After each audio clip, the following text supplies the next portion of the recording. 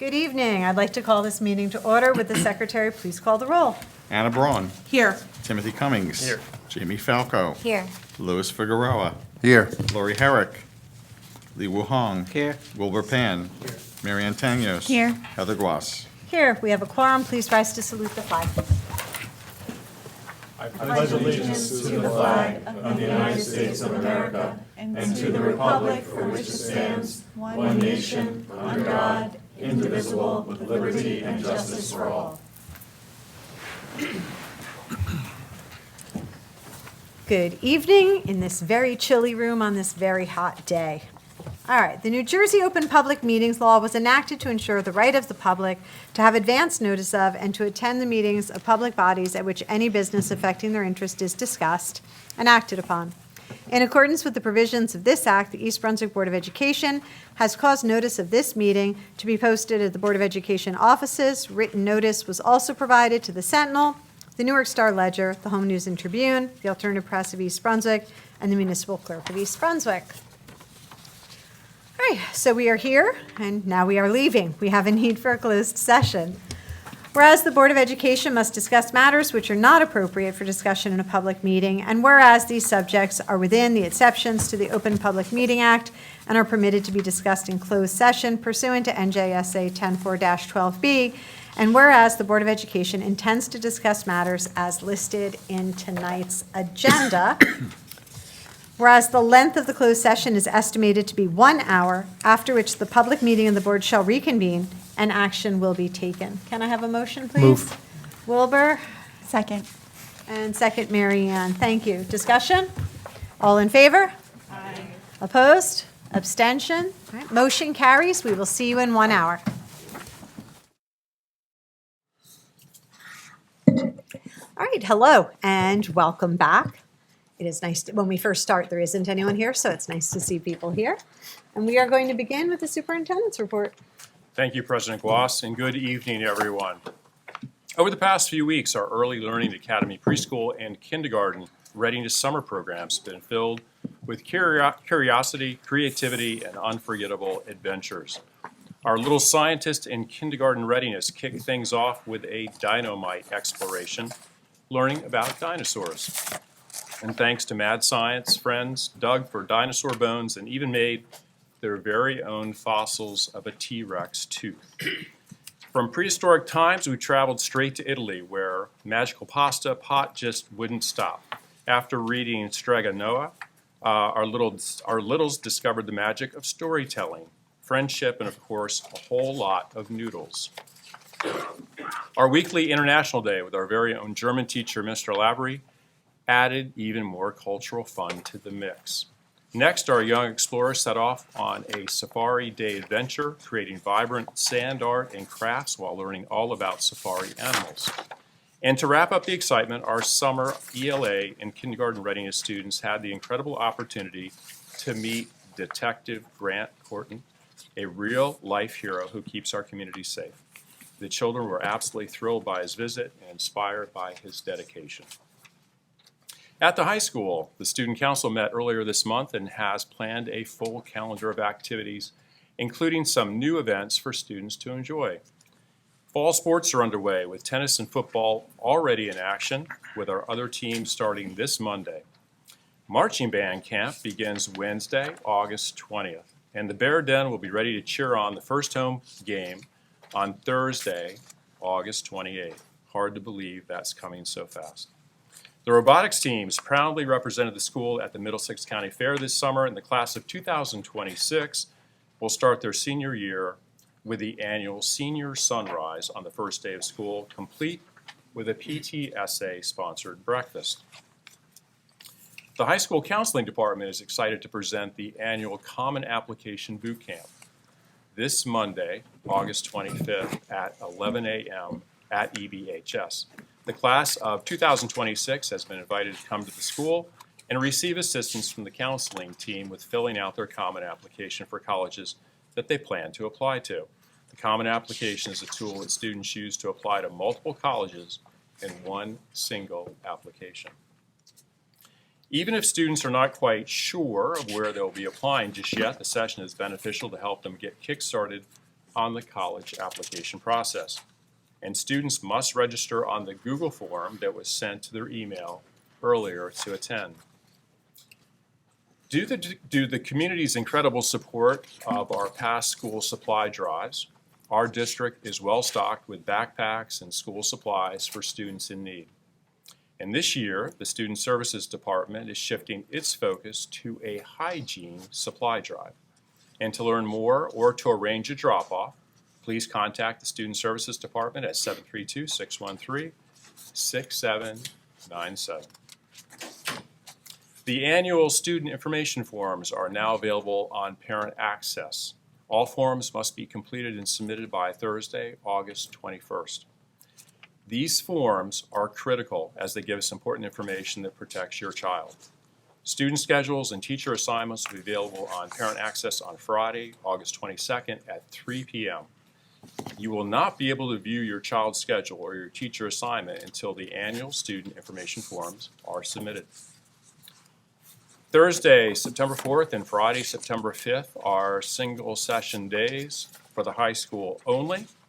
And I'm wishing everyone a safe and successful remainder of the summer and start of the school year. Well, I just want to piggyback with that for not about the senior sunrise for the seniors. The seniors have the best time at the senior sunrise. My comment is for the parents of the seniors. I remember senior sunrise was the first moment of total anxiety and heartbreak for me in the beginning of both of my older children's senior year. So my heart goes out to the senior parents because senior sunrise is the beginning of the lasts. Also, that comment, yeah? I'm sorry, just when you finish, I just need to I made a mistake Oh, go ahead.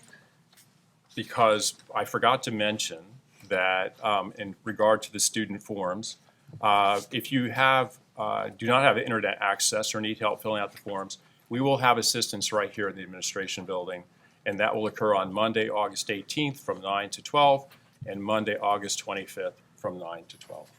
Awesome. We're going to put that up on social media. We will put that up on social media on Facebook, and we have put out notifications, I believe, to the community with reminders. That's awesome.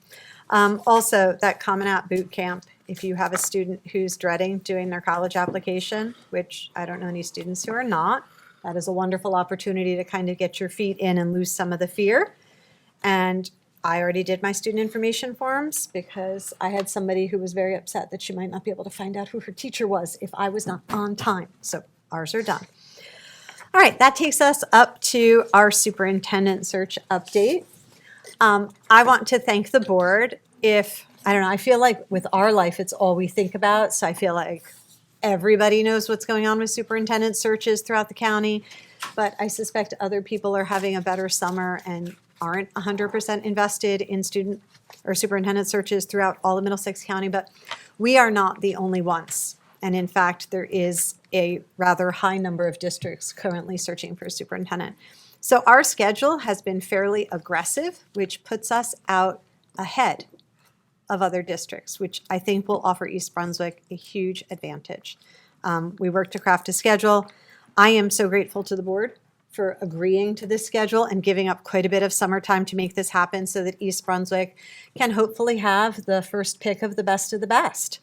And I want to thank the board. We were here last night rather late for a meeting for the superintendent search. We are all going to be giving up Saturdays for this process during the summer, and I am just incredibly grateful. And I want to share with the public where we are in the search, that we had a very high number of completed applications. The search firm was very happy. We as a board were very happy with the number of completed applications. The applicant pool was extraordinary, and that so far, I think I can speak for the board when I say that we are happy with our progression and happy in what we have in front of us.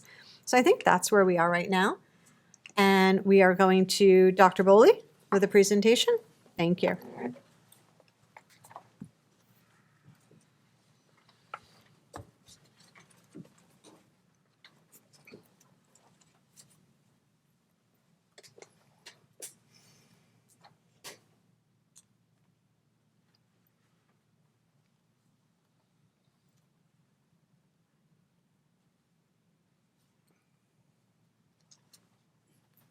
Okay, great.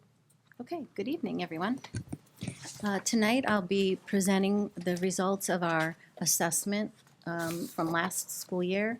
3 assessments, the WIDA Access for ELS, the Dynamic Learning Maps, and the New Jersey Graduation Proficiency Assessment. The access is administered by WIDA, the publisher, and that's the World Class Instructional Design and Assessment.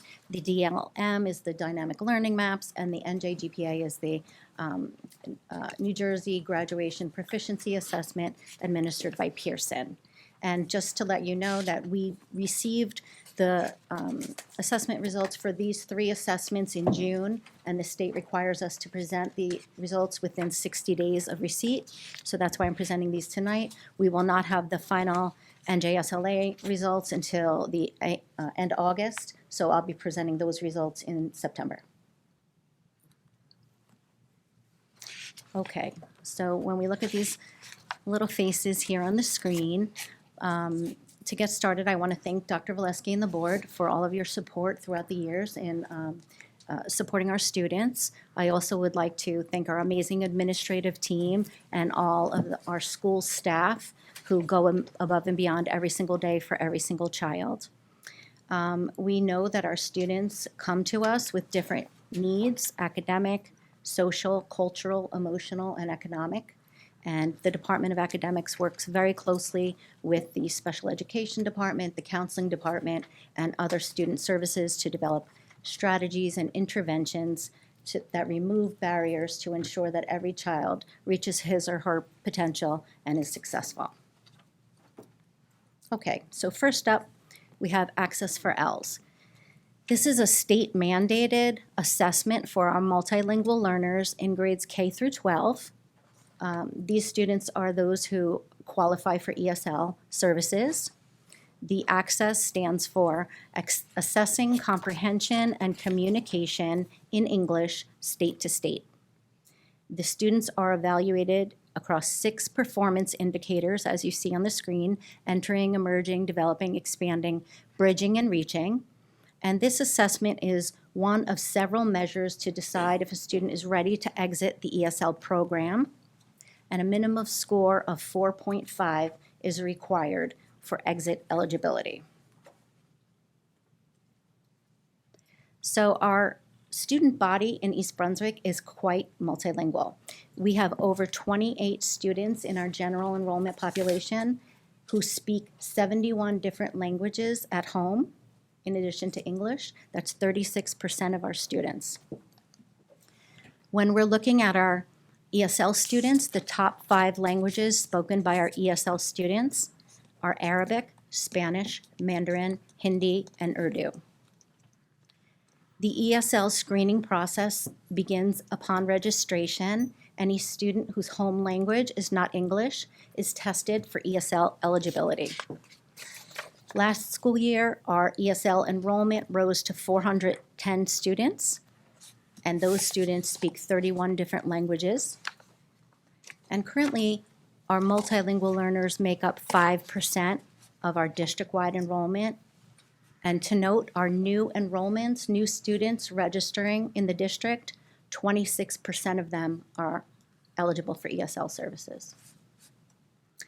Over to the right of the slide, you can see that time in program, 65% of our students remain in the ESL program for 2 years, 26% remain for 3 or 4 years, and a small percentage continue beyond the 4 years.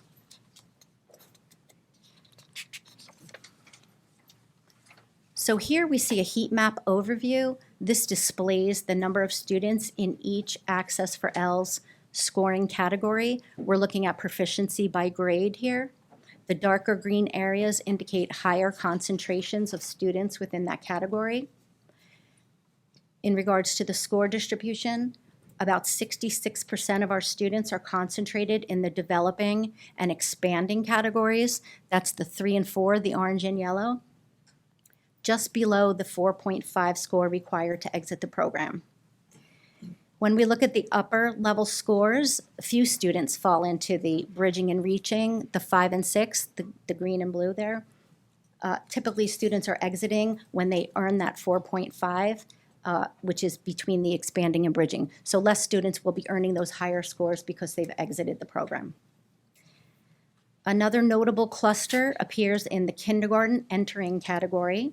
Kindergartners whose home language is not English are tested for ESL eligibility, and many require substantial English language support upon starting school with us.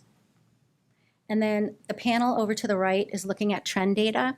The right-hand panel is showing the number of testers in 2025 compared with the past 3 years, along with the number meeting the exit criteria.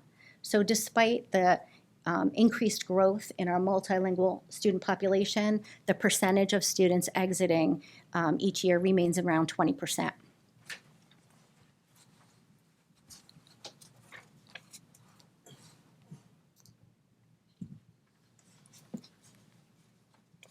Moving into the DLM alternative assessment. Every Student Succeeds Act allows for the use of alternative assessments based on alternate achievement standards, and these are for our students with most significant cognitive disabilities. In regards to eligibility, the students who qualify have not been exposed to the New Jersey Student Learning Standard curriculum, which is assessed by the New Jersey Student Learning Standard Assessment, and may instead be able to demonstrate their academic achievement through the DLM assessment in a flexible one-on-one testing format. The IEP team carefully evaluates whether this assessment is appropriate for the student, and with the purpose of really removing physical, intellectual, emotional, and technological barriers so that students have a fair and equitable assessment opportunity to assess their learning. And currently here in East Brunswick, students with disabilities represent 19% of our student population.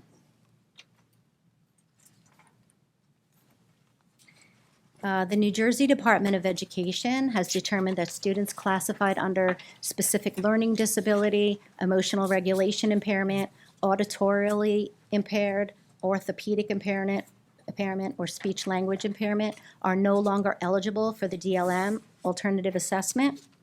As a result of this, we have 122 students, 40% of the students who had previously taken the DLM, 40% of those students are now participating in the NJSLA. So to the right there, where you see the red 70, if these 122 students who took the assessment the prior year were participating, that would be added on, so that would be up to 192 students.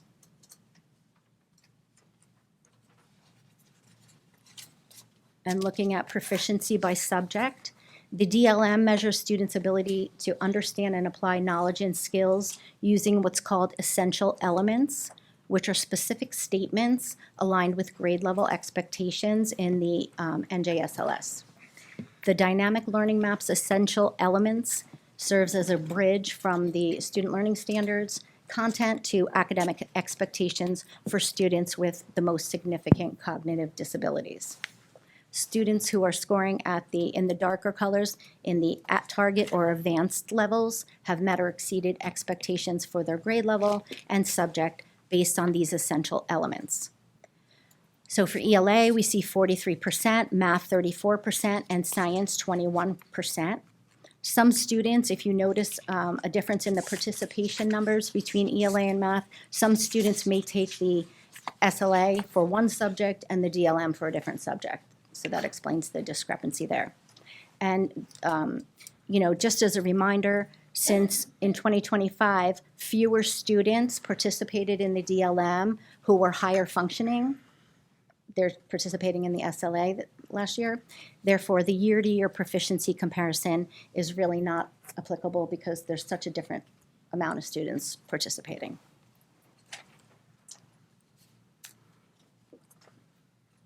In regards to the New Jersey Graduation Proficiency Assessment, this is based on Algebra 1 geometry and 10th grade ELA standards.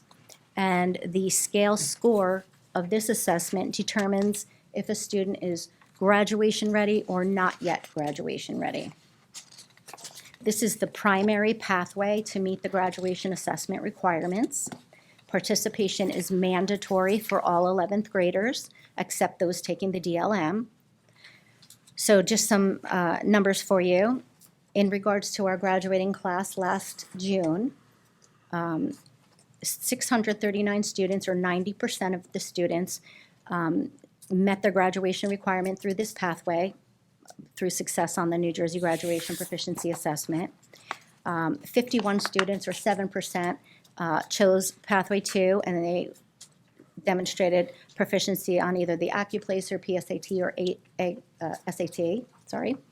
And some students had IEP exemptions, and that was 31 students, or 4%, and we had no students with a graduation appeal, and we had no portfolio options last year. And other statistics on our graduating class, we had 721 seniors last year. We graduated 705, 98% graduation rate, 4-year graduation rate.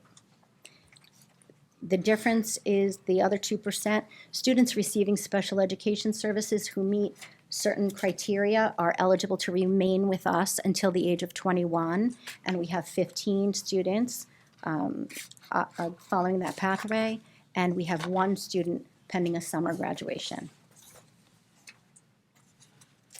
Okay, looking at the GPA for language arts. The gray bars show the last 2 years of proficiency. The red bar on the right shows the New Jersey average, which is 81% passing for English language arts. In blue, we see the 92% of all of our students are passing the 11th grade graduation proficiency assessment. And looking at the general enrollment, these are students not receiving special education services, not receiving ESL services, and not considered economically disadvantaged. That number rises to 99% passing rate.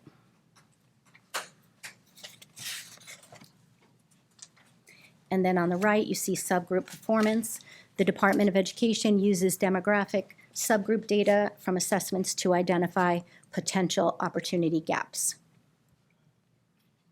Another note, when we think about economically disadvantaged, our current district-wide population is at 21% economically disadvantaged, and our new enrollments, our new students who are enrolling here in the district, 40% are economically disadvantaged or living in poverty. Mathematics. Again, all multilingual learners are required to participate in this assessment their first year in a U.S. school. We see again the 2023, 2024. All the way to the right, we see in red the New Jersey average of 58%, and then our average of all of our students in blue, the 80%, and then the general enrollment is up to 90%.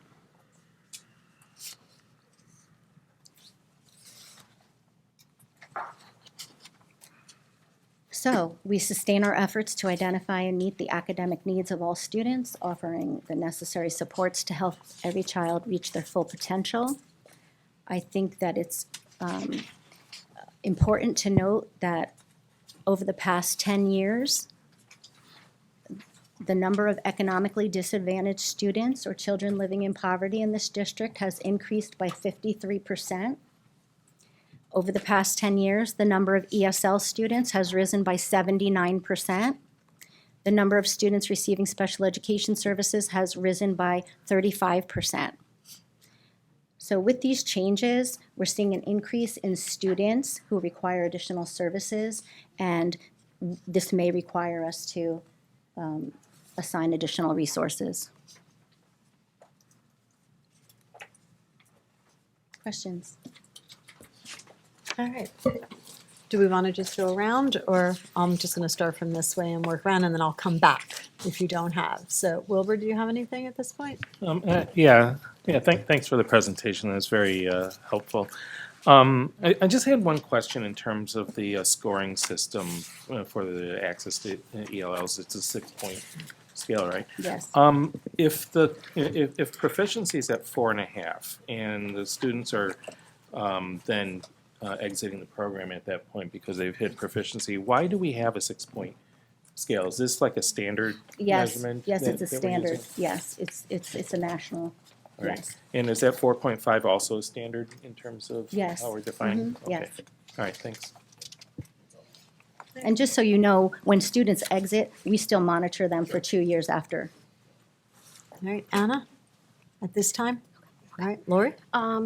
Thank you for your presentation. My first question is, so this year we saw about 20% of ESL students Yes. met the 4.5 proficiency criteria. So what targeted strategies are planned to increase the percentage of students meeting that the exit benchmark? And how do our exit rates compare to those of the state average?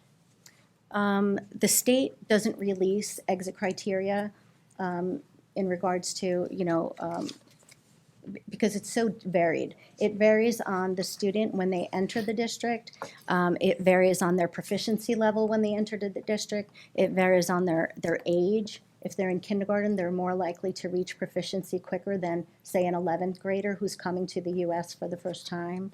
So there's a lot of variables in regards to that rate. In regards to supports, our students are receiving, students who need the support are receiving the high intensity or the second period of support. All of our teachers have been trained in sheltered instruction, and that will continue. All of our ESL teachers have been Orton trained, and in many cases, there's hand scheduling, so the students are receiving special placement. Another thing to note is about 5% of students who are deemed eligible for ESL services, there are parent refusals, about 5%. So the students are eligible, but they're not receiving services. Right, thank you. My next question, is about the DLM and the dynamic learning maps. So since the recent New Jersey Department of Education guidance excludes certain disability categories from the DLM, what are the most, how is the district ensuring that these students are succeeding on the NJSLA or the NJ GPA? And I know we don't have all that yet, but with the required accommodations, and what are the most common accommodations or accessibility features that we utilize here? Well, based on the students' child study team evaluation, individualized goals and objectives are in place for each child so that they will address their learning needs. Supports are in place for each child so that they can help access the general curriculum and meet grade level expectations. In regards to testing accommodations, I would say extra time, small group, frequent breaks, and text-to-speech are probably the most common. Thank you. Jim? Thank you for the presentation. Lots of information. I almost feel like I need a cup of tea to sit down and go through it all again. It seems as if, though, and correct me if I'm wrong, that you feel pretty positive about the trends that you're seeing in our progression over time, particularly as it relates to the last 2 to 3 years. Mm-hmm. With that said, there's always, we're human, and the district is human, and there's always opportunities to make improvements. And I'm curious, from your opinion, where do you think are our best opportunities to improve in terms of continuing to move this in the right direction and support our kids? That's a great question. I think that looking at the support we're providing for our teachers to meet the needs of the diverse student population is going to be paramount. So I know that, our instructional coaches were, on the chopping block with the budget a few years back, but perhaps finding some kind of creative way to convert, some kind of position into that to support that Tier 1 instruction in the classroom would be very important. Anything else? No. Okay. I have. Thank you for the presentation, and it is a lot of information to digest. I did have just a really factual question. Do we have students who achieve the 4.5 for ESL and opt to stay in? Do they have that opportunity, or do they have to move out? They're exited. Okay, because I know parents refuse services, but I wondered if parents ever asked to remain. My other question is just about our changing trends, because I know, we saw with the hygiene drive and the number of people that, I mean, we have, people are very, very generous to provide for our students who need, but we have such a changing demographic, and we have our influx of students right now, it's just staggering, the difference in our students. So I wanted to ask, I mean, our new student enrollment, that's 41% economically disadvantaged, they're coming in across the grade levels. Yes. This is not, so we have that, and then we have this percentage raised, 53% economically disadvantaged, 79% ESL, this rise, 35% rise in special education.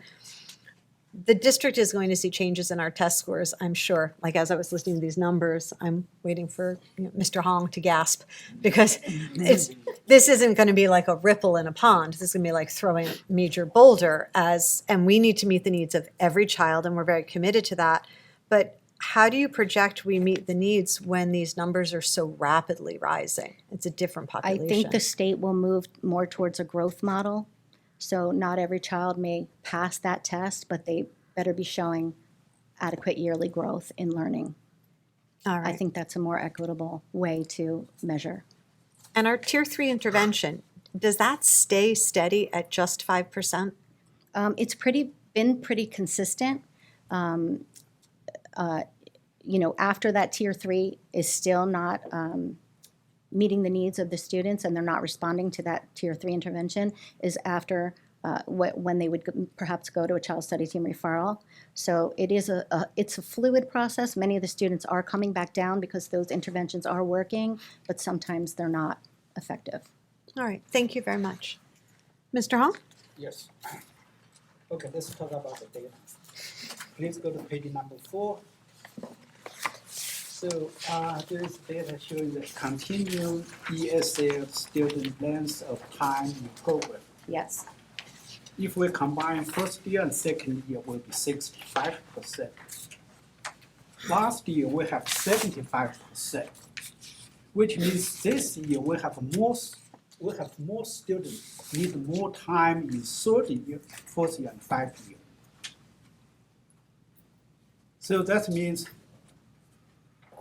more students need more help because as a matter of fact, they stay longer time in this program. So this is very alarming sign. Okay, let's go to the next May I page. comment on that, Mr. Hong? Yes, please. It is hard to compare last year's numbers with this year's numbers because they're completely different children. And as I said, there are many factors that could influence a student's ability to acquire the English language, such as their proficiency level when they arrive here in our district, the language they're coming with, their age. So I understand your concern that there are many students who need a lot of support in acquiring English language, but last year's numbers, many of those students may have moved up levels or exited out, and this is this year's group. So I understand your explanation. But last year we have 347 students in this category. This year we have 410.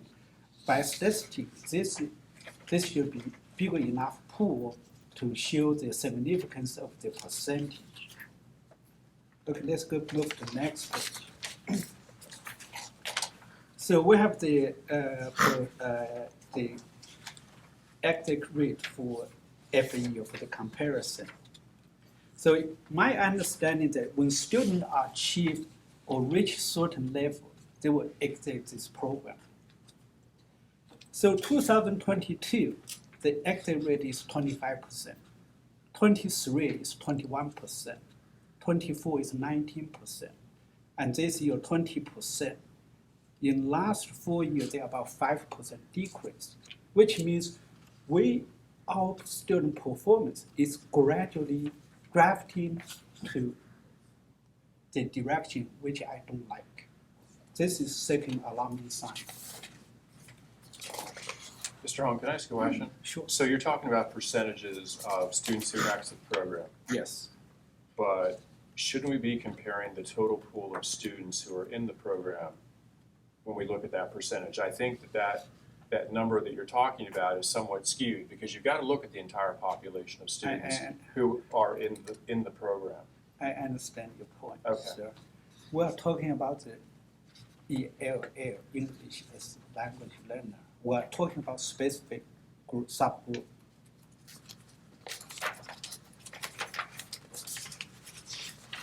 Okay, let's move the DLN.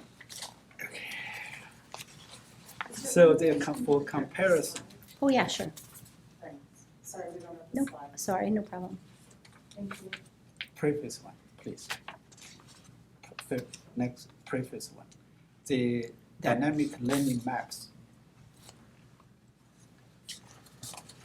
Okay. So next page. Next page. Okay, that's one.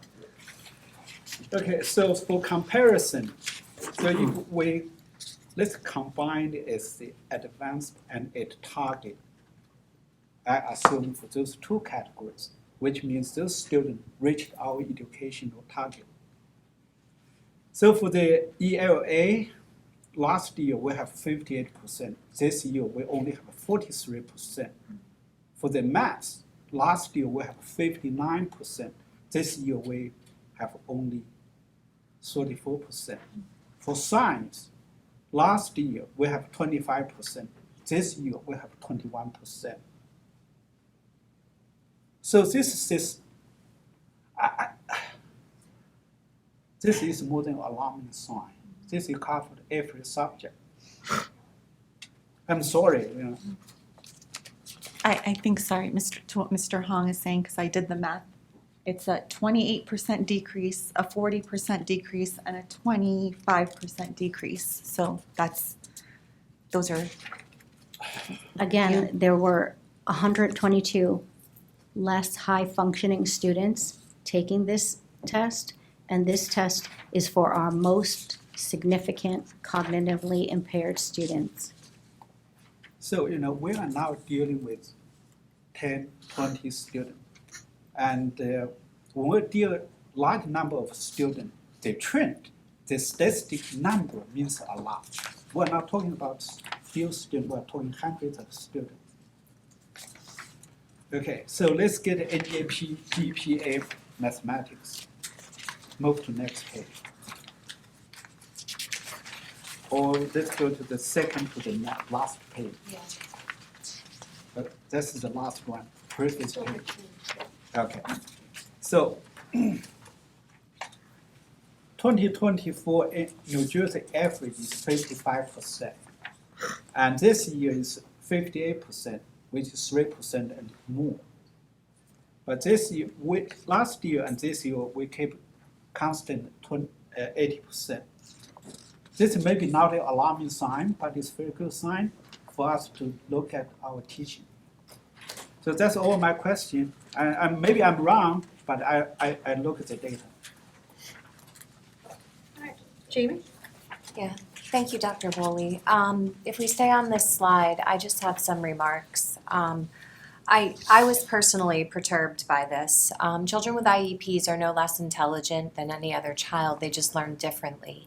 And to see that there is a considerable inequity in the graduation readiness, I think speaks to how we educate these students. My background is in visual processing and learning. And what I see across the state, which is not a failure of us, but at the state level, in my opinion, is that that is not a facet of education and learning that is addressed or measured in any sort of way. So I wonder what opportunities we have to innovate in this space to find better ways to address the learning inequity that exists for these students in math. Well, we certainly are working very closely with the child study teams in the school buildings, as well as the special ed department, the supervisors and the director, to support them and to support the child study teams in crafting programs that meet the individualized needs of the children. In regards to supports in the area of mathematics, we use diagnostic data to identify areas of unfinished learning for students and build foundational gaps. Our teachers differentiate in the classroom to meet their students' needs every day. We offer basic skills support, and support classes, so students are receiving that math instruction every single day for identified students. We're also offering tutoring after school from our old teachers in all of our schools. Thank you. Dr. Bowley, thank you for your presentation this evening. Most of my questions have been answered tonight, but there was something you said I just want to follow up on for the public.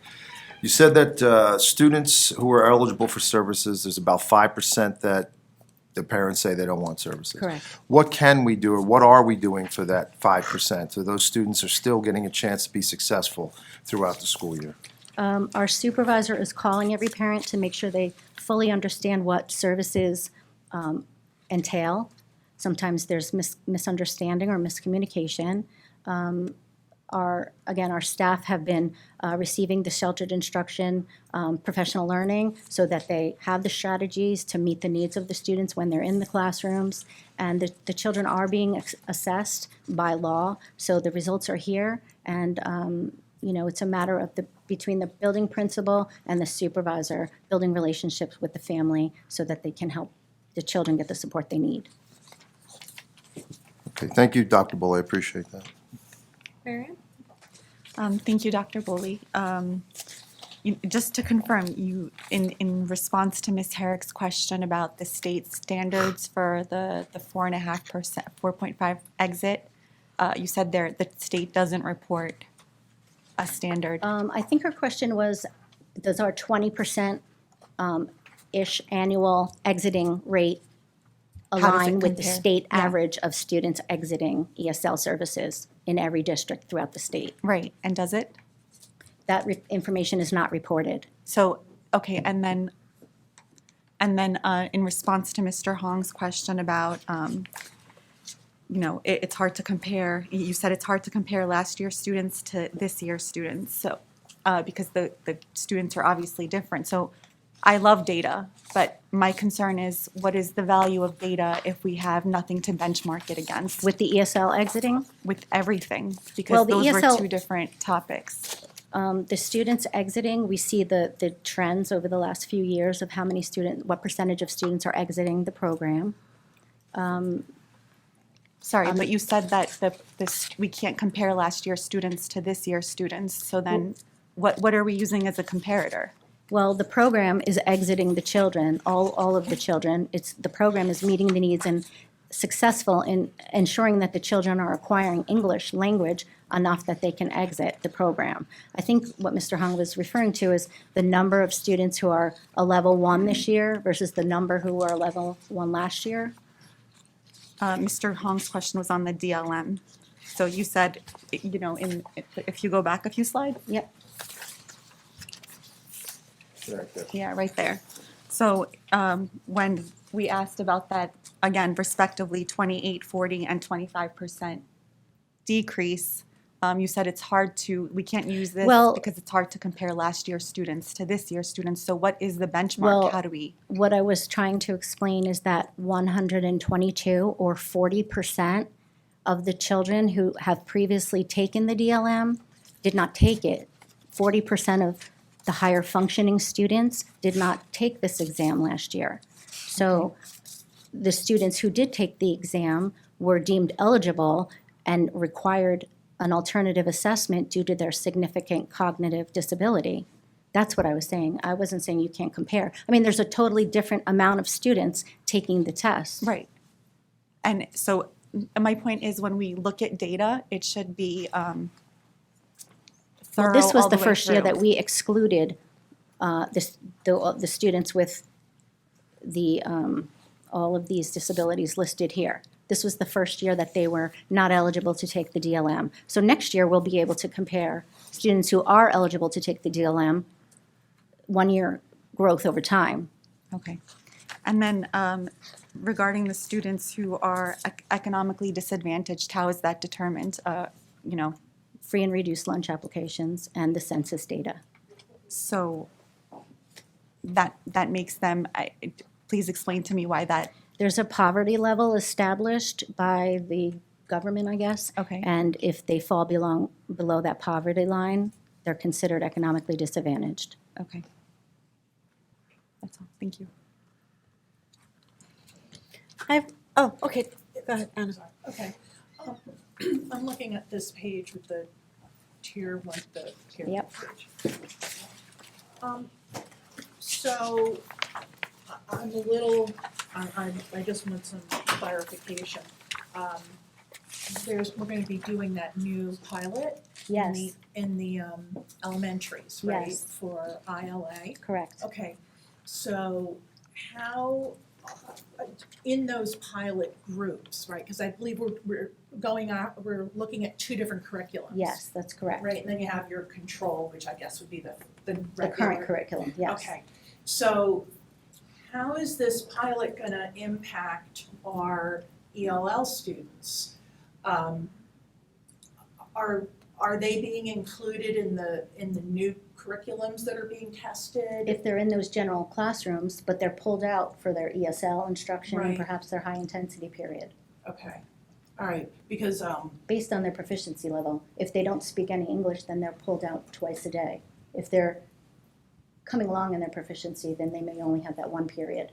okay, all right. And then I guess the same question with students with special needs. Are they gonna be included in the groups with the new curriculum? If they're in those homerooms, So they're like, the way that the schedules were set up, the classes were set up in the way that they normally would be. Is that how it is? from my experience, the principal and the teachers create class lists at the building level. Okay, right. We identified 2 teachers at every grade level in all of the buildings to pilot these programs, and where the students are placed is a building decision, Okay, so that happened at the building level. like it always does. Right, okay, so I just wanted to make sure that because we're doing new curriculum, that we don't have some of our kids falling through the cracks, you know? Absolutely. I mean, Well, the that's- universal screener data will be very helpful in that regard. Okay, all right, thank you. Anybody else over here again? I do have a question about data that's just difficult. But do we in any way collect information about if students are literate, like able to read and write in their home language? They do. Okay. And Because, that would determine where their proficiency level is, yes. yeah, I was thinking, when you were asking your questions, I was thinking about, I know many of us who are in education, we've had the experience of you get students that are coming in to the country at, different levels in their education, but if they're coming in an economically,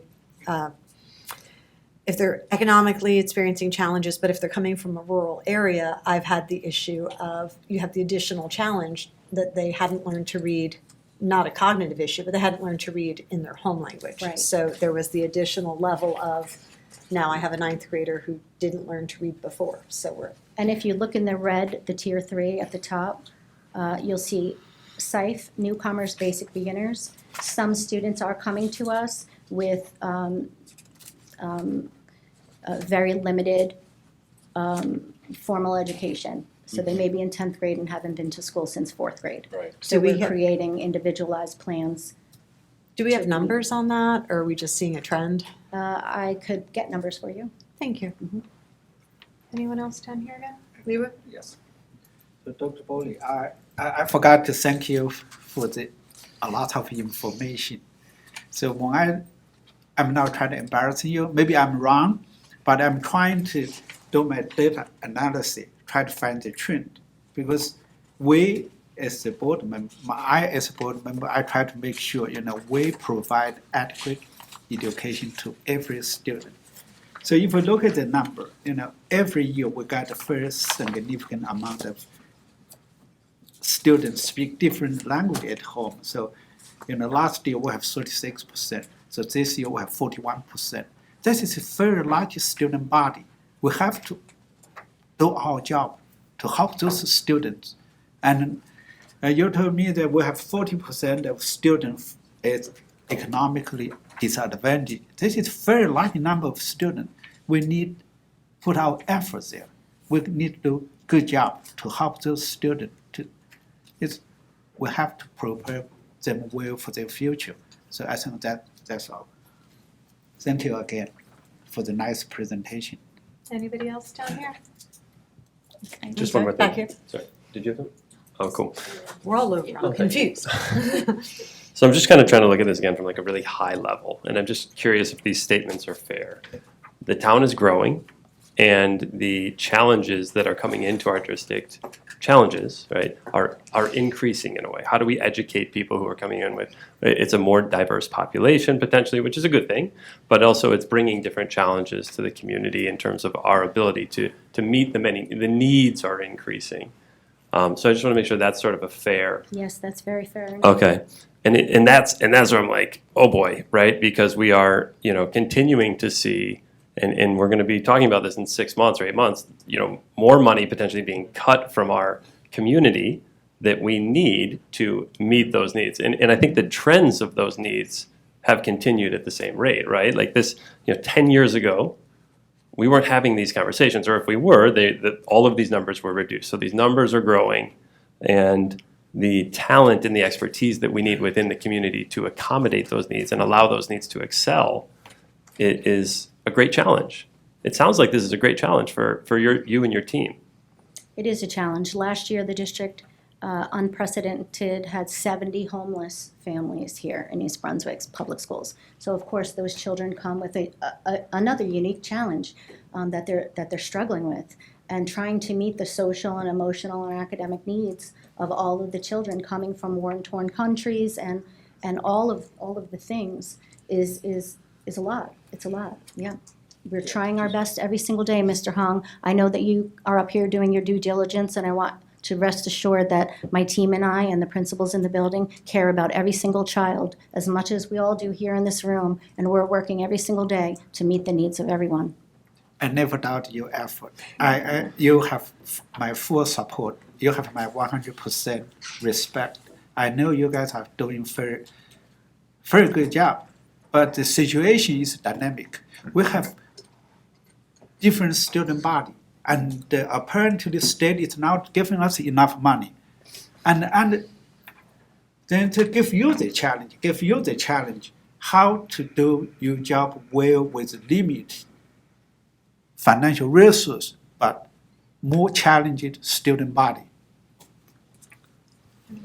If I could, I want to touch on what Mr. Cummings said about the change in the community. And one of the things that we have undertaken here locally at East Brunswick is we have typically done fundraisers for cancer research and a variety of other very, very worthy charitable causes. But a year and a half or maybe 2 years ago, we started collecting money for gift cards that are used by families for essentials like an Uber or a Lyft to get to an essential appointment. That's what we've seen change differently. And we're talking tonight about the performance of students, but there's a family structure behind every student. And that has changed tremendously over the last 5, 6, 7 years, not only because of international conflict and immigration to the United States, but the people they're seeking quality education in East Brunswick, and they're coming here at every expense that they have to get here, but then they are struggling to maintain. They're having to work multiple jobs. They are, they're maintaining, and that's what we're seeing different in the last 5 or 6 years. I just wanted to ask, with our changing financial situation for many of our families and the challenges they're having, and with our changing economy, this seems to be evolving more rapidly than it has in previous years. Are we moving towards any of our schools? Are we moving towards Title I? All of our schools are Title I except for Frost and Warnsdorfer. But we're not moving towards Frost and Warnsdorfer? I don't know their numbers off the top of my head. I But don't the know if you know, high Joe. school was Title I last year. Yeah. They were for the first time. I was going to say, that just happened, right? Yes. Sorry, when did all those things happen? For the Last year, schools? the high school All of was, them? No, all the schools, when did, except for Warnsdorfer and Frost? they had been Title I schools previously, all except the high school. High school became a Title I school last year. So Dr. Woolley, if I can just add, I think what would be really helpful to see is that the data is great, but it doesn't mean anything without, this is our data and here's our plan to rectify some of this. I think that's the transparency that we'd like to see of, because otherwise, when we look at this, like Mr. Hong said, it's disturbing.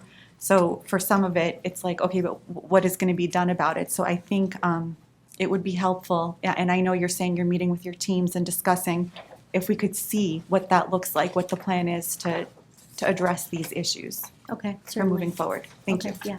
I just wanted to piggyback on that. When we have student services, the committee meet, we have these fantastic presentations that happen about what the teams are doing to meet these needs. And especially, I wish more members of the public could see it, especially because we talk a lot about the changing needs of our students. You know, if you're looking at Maslow's hierarchy of needs, it is very hard for a student to be available for learning if they are not feeling safe, if they don't have shelter, if, you know, they're feeling insecure in just their physical safety.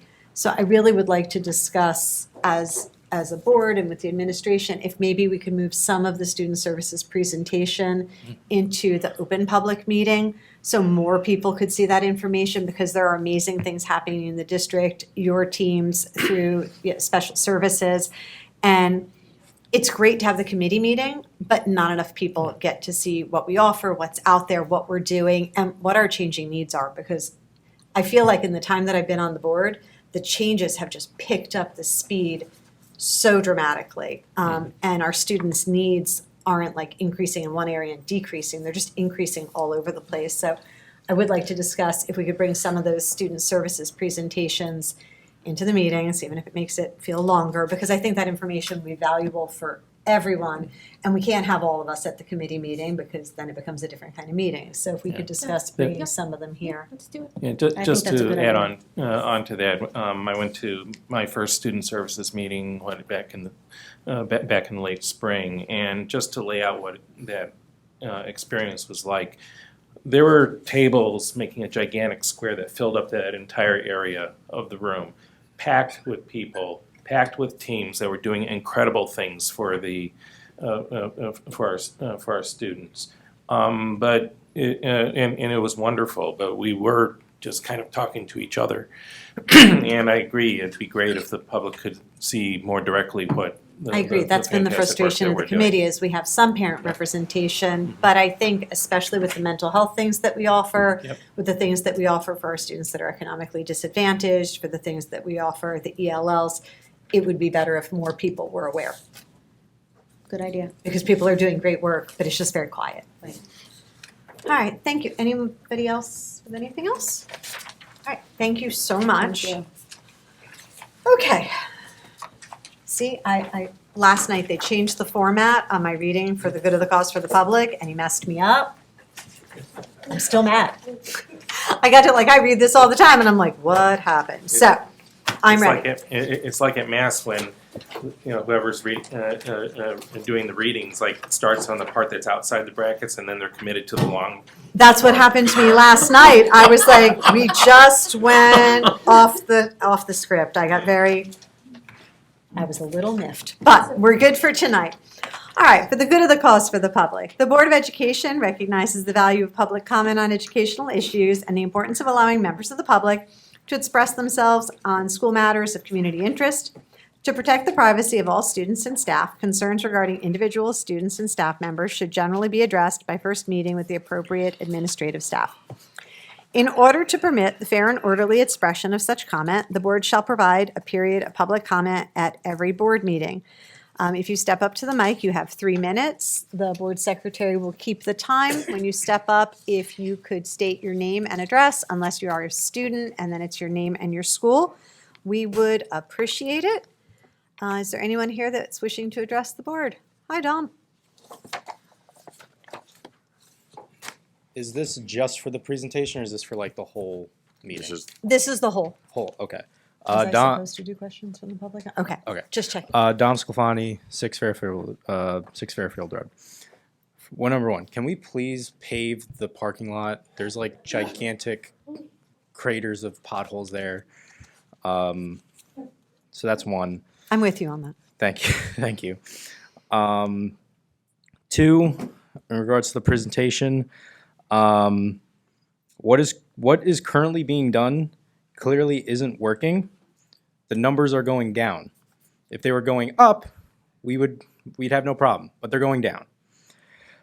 Saying you can't compare last year's students is a cop-out because it's not like they're their own thing. They're still in the same age group. My question is this: how do we provide more support? And please do not answer in generalities. Please give an answer. Thank you. Thank you.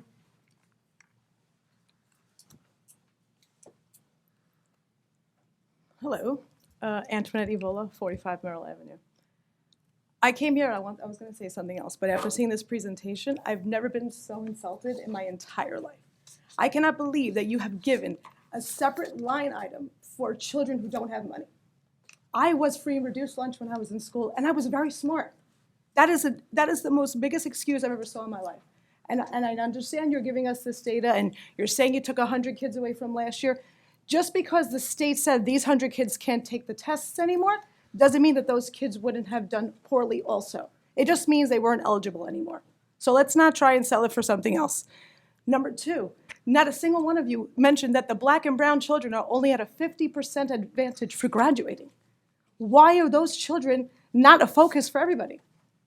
What makes them unable to get to the 70% that I saw for the poor children? Because that's really what they are. We could use fancy words, but let's call them what they really are, right? So because I was poor when I was younger, I was expected to fail and make your numbers look bad. Now let's talk about the other thing I wanted to talk about on this chart. You have 504 children getting 83%. IEP, 28%. I put a survey out today to get the public's opinion about what the public's climate about everything. And I cannot tell you how many special education parents commented anonymously that their children are in classrooms with teachers who are not qualified to teach them. They are not certified to teach them. They don't know how to teach them. Even with a 504, and I'm a 504 parent. I'm sure everybody's heard me talk about Adrian before. And he's probably gonna get pissed that I just dropped his name, but it's fine. He just learns differently, exactly how Ms. Falco said. He just needs to be told a couple more times. He just needs to sit in the front of the classroom. Do you know how many people in this district have children with their kids just need a little bit extra? And there's teachers who can't even do that. I have to constantly, and Adrian's going into 9th grade, I have to constantly reach out to the teachers. And you know what I don't like? I don't like the fact that I have to find out by his other guidance counselor who his student service counselor is. Why is that not listed in his Genesis portal? I'm sure there's a lot of parents in here or watching eventually that have children with IEPs and 504s who do not even know who their student service counselor is.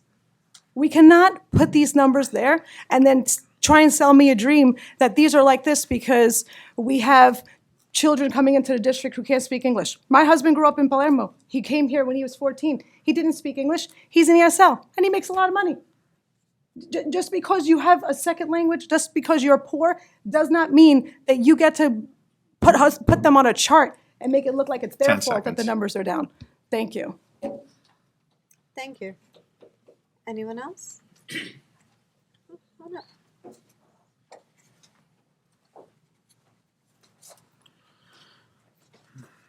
Rachel Botnick, 262 Bromley. 2 words, differentiated instruction.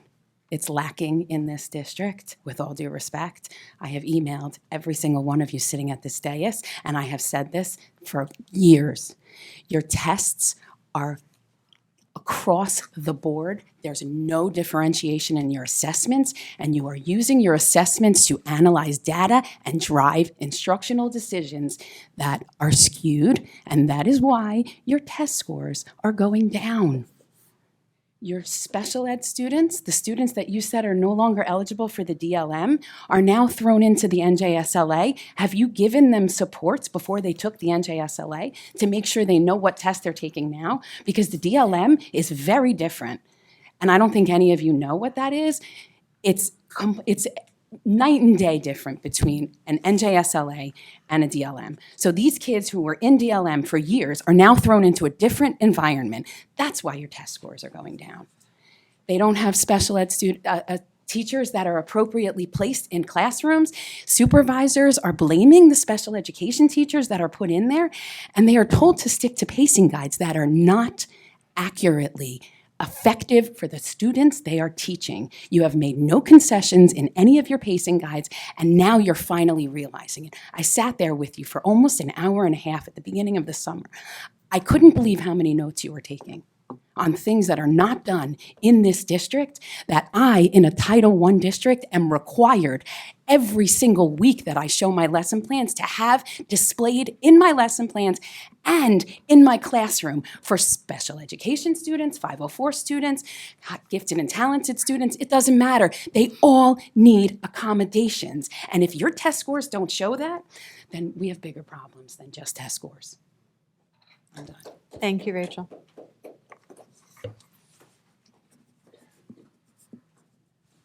I wasn't going to talk tonight, but Fran Snow Eyes, Schindler Court, but I feel like I want to give you some solutions because I'm good at that, right?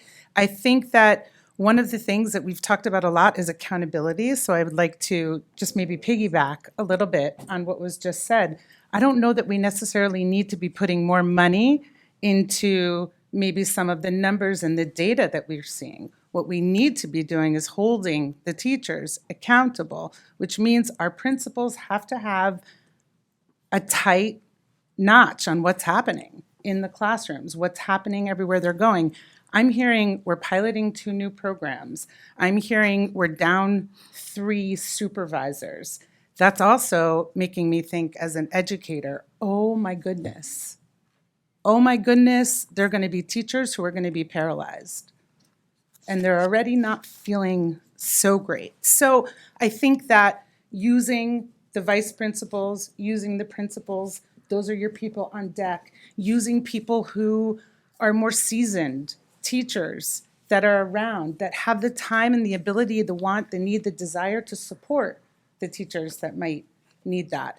But a little example of this is a few years ago, you guys did a kind of a workshop model for mathematics, if I'm not mistaken. And every mathematics classroom had whole group instruction, and it was a block schedule. And then you guys went to small group, individual group, and paired group, where it would be like more intimate with the teacher, but with 2 or 3 kids.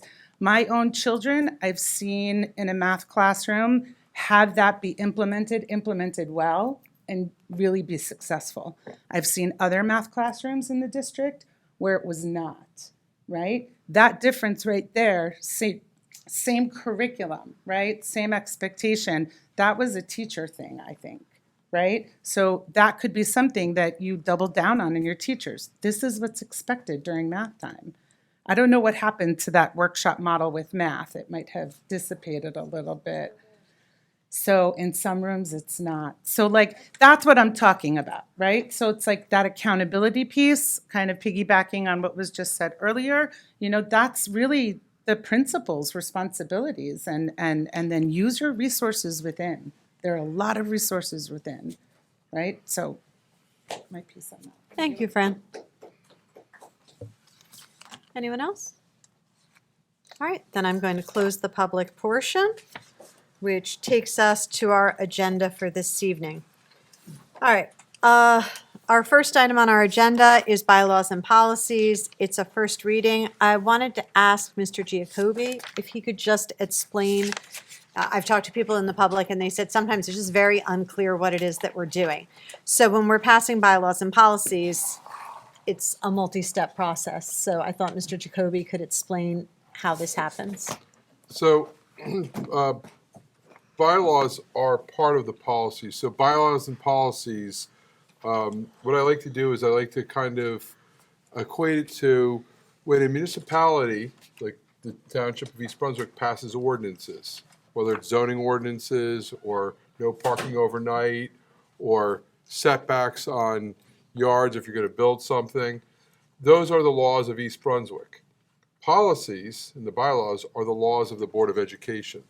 And policies and the bylaws, they all emanate from New Jersey statutes. So schools are governed under what's known as Title 18A, and that's all the laws that the state legislature has enacted that deals with schools. And it goes from K-12 school districts, Rutgers, community colleges. It's all covered in 18A. So policies are passed, and there are a number of policies that are known as mandatory policies. So, for example, there has to have policies about HIB. That's a mandatory law. You have to have a mandatory policy. And so when people see a mandatory policy, it has an M on it. That's mandatory. Now, what districts do, and if you look at the East Brunswick's policies, there are laws that govern the operation of the schools, rules for students, rules for staff members, rules for certificate staff members. And if you go to another district, Woodbridge, South Brunswick, their policies are all very similar. Why? Because there are two different policy companies in New Jersey. There's Strauss Esme, and there's New Jersey School Boards, and they put out policies. And so all the districts subscribe to these programs to get policies. The policies come in, the board has a policy committee, which I believe you're the chair of, and the policy committee goes through the policies. There are many policies, and I'll just give you an example, that aren't mandatory, but boards could have it. So, for example, I represent a board where they've decided to implement a dress uniform policy. Not mandatory, but a board can do that. That's something that you can do. Policies change all the time. And how do they change? They change because either the legislation changes or there's court cases, either New Jersey Supreme Court, U.S. Supreme Court cases that change and alter the policies. So these policy companies, they monitor all that and they send out the updated policies to you. And it's the job of the board is to pass policies. You're basically setting the rules or the laws for all the students, all the staff, visitors, people who want to use your facilities. That's all contained in policies. You also have what are known, in some policies you'll see has regulations. And it's just like laws in our government. There are laws and then there are regulations. And what the regulations do is they amplify the policy. They might give more detail. So for example, you have a policy that deals with students' tuition rates. And when I say tuition rates, we charge people, if you don't live in the district, we charge them tuition. And there's different ways of doing it. What qualifies as tuition, what doesn't. That would be in the regulation that the board does. So what happens is the board has a first reading, which is tonight. It basically is publishing, these are the policies, so people can look at them. And then there's a second reading, and that's when they're adopted. Regulations don't require the first and second reading. They can be done by one reading.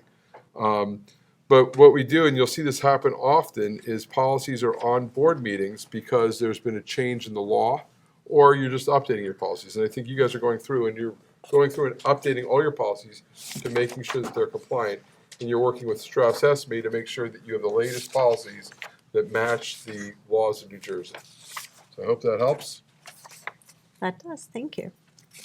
All right, can I have a motion for Board of Education items? I'm going to go through the agenda one section at a time tonight because there's just quite a bit. But can I have a motion for Board of Education items 1 through 3? Motion. All right, Jamie? Second. Second, Mary Ann. All right, discussion? Louis?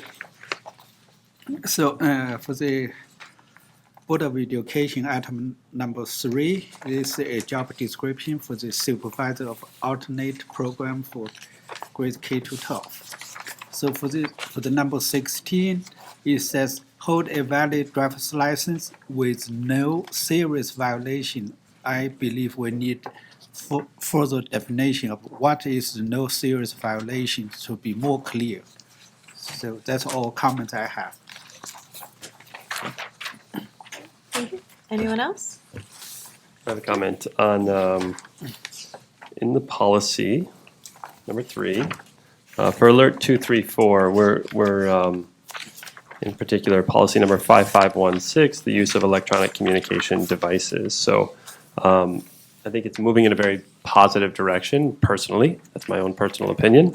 The one thing that I do think should be addressed and could be improved is the allocation that's within that policy to allow students to use cell phones during lunch in grades 7 through 12. Again, personally, that I don't adhere or believe that that's the right move for us as a community. So I just wanted to bring that to the attention of everybody and share my opinion. We had, I'm going to comment to that too. We had a very robust conversation at the policy meeting the other night. And again, it has been a week of a lot of really interesting meetings. But while I am also in favor of significant restrictions on cell phones in schools, as somebody who lives in a high school for a very, very long time, so many of our students work. And so many of our students are responsible for younger siblings after school. And with changing in sports, I understand parents' needs for wanting to be able to communicate with their child at least some point midday, most significantly with the working and with supervision of younger siblings.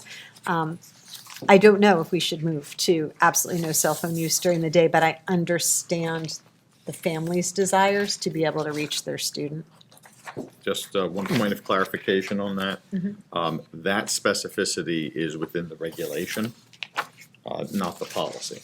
So just wanted to make sure that Okay. everyone was aware. Thank you. So the regulation will be at the next meeting, but yes, that is an important point. And just to add on to that, since we were talking about families that are facing financial challenges in our district, it's highly much more likely that it's actually those families that need to contact their older kids to help out with stuff that comes up because both parents may not be available. Anyone else? Discussion? No, what kind of accessibility do those 7 to 12 students have to their families throughout the day? Because what if there's a situation where a student feels like they just need to contact their parent? Is that permissible, that they're allowed to go and use their So- cell phone? And So again, right now, we're talking about the policies. That's the regulation. So Okay. that's not on the table right now. That's on the next meeting. Okay. But just for clarification, Yeah. in the binders that the board received on this, that detail is reflected within the regulation. Right, I was trying to let the Have public the know. conversation. Yes, Okay. exactly. Yep. For But that's not- transparency. That particular item's not on the table right now. Okay, So we'll come back to that. okay, yeah. Because I want to talk about Yeah. that. Yes, me too. It's good for the public to know Yes. how their children can contact them if they need to contact them. You're not wrong. Anyone else? Discussion on these? Wilbur? Yeah, and two questions, hopefully quick. On the academic integrity policy, I'm glad to see that AI is addressed here. Do we actually have an AI plan? Because that's, okay, great. And then the second thing for item number 3 on the agenda, the job description for supervisor of alternative programs. There are 2 edits I just wanted clarification on. One is that in the copy that I saw, restorative justice was struck out of the job description. So forgive my ignorance, but what is restorative justice and why was that deleted? Dr. Pan, restorative justice was an opportunity for students to still be integrated in the school community, but to have like an intervention to meet with somebody to talk about why they were behaving or what their actions were. It's less punitive. Mhm. For the And that'll be absorbed at the building level by the building Right. principal. Okay, so that may answer my other question on that item. There was also a description of home instruction coordinator as part of this job that was also deleted. So so is that shifted over to That'll be building level? reassigned to another supervisor, Okay. Oh, which one? the supervisor of physical education and health. Okay, thanks. I'm a huge fan of restorative justice. It has a lot of student reflection on the impact of their behavior on others, which I like. Anna? Yeah, I was just curious, with the proposed cell phone ban, especially for K to 6, what drove this? Was there a survey put out to get an idea of what the parents' concerns are? Was there a survey put out to the staff to discuss you know, the issues that they're seeing. I was just curious how you came up with this. So Dr. Please. Braun, the principals did put out surveys Okay. and collected information from the staff. But one of the things that we utilized was the real life experiment at Hammarskjold this year, which was a ban on cell phones. And what we heard from students was there was a greater satisfaction in social interaction. Parents didn't complain about it, and the staff also reported that the students were more focused and engaged throughout the day. So that really became our benchmark for part of this policy. Okay, good. I've also had parents reach out to me asking about implementing a cell phone ban. And there is data to show that restricting access to devices results in better educational outcomes. Oh, absolutely. And as a retired teacher, that was always a nightmare. You know, collecting cell phones when kids would be sneaking them out and everything. So, okay, I just wanted to see where you got that from. And then I did have another question. Wait, this is a regulation though. Should I wait to ask? Yeah, the regulation should be at your next meeting when you guys are going to be putting it on the. The regulation will be on the agenda next meeting. Oh, okay, because I had a for question discussion. about class size, so, but I guess I'll just wait until next time? Is that what you want me to do? This is the There's a policy, depends on which, Well, 20 through 12? it is 312 class size. there's, unfortunately, the regulation and the policy have the same number. Oh, So, so the policy is a two-page document. If you are in your binder, it's in tab number 4, yeah, and the first document in that tab is the policy. okay.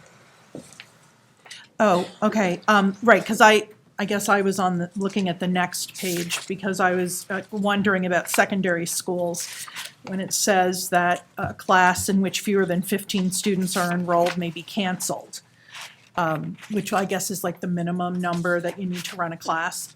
Because I know when we were doing our budget things, that was a question that I had asked, and I don't remember getting an answer to it. My only concern then is, it says that you can have less than 15 students unless the elimination of the class will impair the school curriculum or deprive students of an essential unit in a sequential instructional program necessary for graduation, college application, employment, or other postgraduate use, which, you know, is pretty broad. So how few kids will you still run a class? If you have 3 kids signed up for an AP class, is that class still going to run? It's good, Dr. Braun, it's going to be really hard in this budgetary Yeah. environment to do that. Yep. And that's really where this conversation really got refined. And it was about, you know, at what point do we make Yep. decisions? Do you as a board make decisions about where that break point is? And so that's really why that 15 number exists right now. And it requires the principals, when they're making schedules, take a hard look at that class and is it sustainable for the public? Can we afford to do it? And it's really coming down to the economics Right. of running the education, and especially in an elective environment. Right, right. And I mean, because I understand, you know, you have a little wiggle room there, Right. but honestly, the way that it's written, you could almost justify any class continuing on. I'm thinking, you know, like, I'm just going to throw out AP Music because that's a class that I took when I was a kid. There were never that many kids in that class. And obviously, it's my own children took AP Music. So it was definitely something I was grateful that they could do because it made a difference for their college, you know, applications. I just am a little worried because we know we're going to have more budget issues. And I think right now too, there are other layers that we put in place over the last 2 years to analyze what those class sizes are. So it's not housed just within the school environment. It's being analyzed at our central office level. And in some cases, we're having conversations with the board and committees about those kinds of things too. So I think there's multiple strata that get looked at here for the future. But just for clarification, again, that particular area is in the regulation itself. Mhm. So regulation is not part of the conversation really right now. But also I wanted to point out that that particular language was not being changed. It's not Right. new. No, It's it's what the not. existing language had been. Right, Yeah. right, but it caught my eye. Yep. So,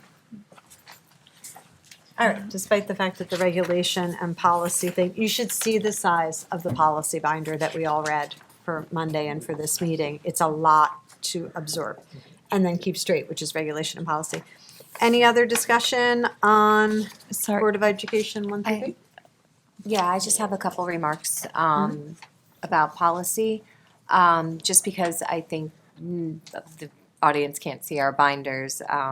You know, with Strauss-Esme, the language is very specific, and they try to adhere to the recommendations based on New Jersey Student Learning Standards. So for policy 2200, I think it's worth noting that the modifications were based on the legal suggestions. And I think the majority of this is, however, the cell phone policy, I appreciate that the board has been really thoughtful in having dialogue about this and addressing the mental health components and the academic environment for our children. Can I bring up about what we discussed in that policy meeting about the addition of that one line?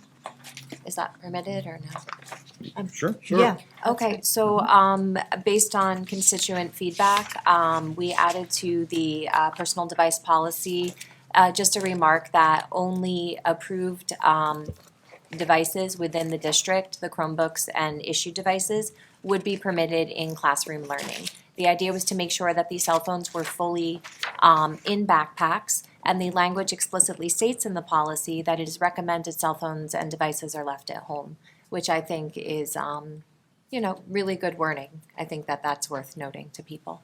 Thank you. Anything else? So, go ahead. sorry, I was just, because Dr. Valesky, you said that when Dr. Tan asked about the restorative, I was under the impression that that was making the punishment a teachable moment. Is that? It is, but it's less punitive. I mean, in terms of, instead of putting a student in a suspension or some kind of greater punitive, yeah, it's more reflective. It engages the student. Okay. Can you give us an example of what that looks like? Somebody involved in, I'm trying to think of an example right now without. Like they graffiti a locker, I'm sorry? like graffitiing a locker, graffiti on a locker. Well, if you graffiti a lot, the problem with that one is like, if you graffiti a locker and it ends up being a bias situation, it becomes a criminal act Okay. and reportable to the prosecutor's office. Dr. Valesky, the restorative justice, the one thing, I think a good example to use is when the state legislature implemented this was probably about 7 or 8 years ago. Used to be that, they would have detentions for kids in kindergarten, first, second grade. That's not permitted anymore.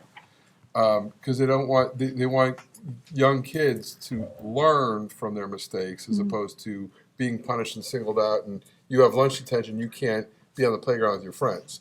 So restorative justice, it looks also at the age level of what's occurring, and they're realizing, if you're an elementary school kid and you make a mistake, is there a punitive aspect to it? If you're in high school and you're graffitiing a locker, there's going to be a punitive aspect to it. And so it really is to try to meet, the goal always is with restorative justice is to correct behavior. And what they have found is with restorative justice,